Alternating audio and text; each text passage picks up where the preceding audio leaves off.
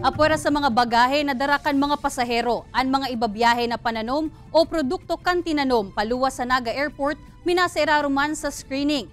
Pigsasagibo ini susog sa Philippine Plant Quarantine Law na obhetong masara ang mga tinanom na may helang, asin maibitaran ang paglakop kaini sa ibang mga lugar.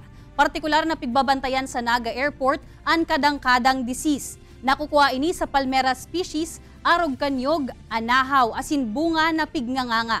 Sa Bicol Region sa naigwakan helang na ini, kaya importante na mabantayan asin mapugulan na maidara sa ibang lugar. Ang parehong plant screening, pigigibuman magin sa iba pang mga airpuerto asin pantalan sa Bicol Region. Kay puan lang nindang mai-coordinate sa kuya, asin kay puan ta siya i-check physically, tangaring mahiling ta kung may helang ba or pwede bang maging carrier ng disease ang sarong tinanom.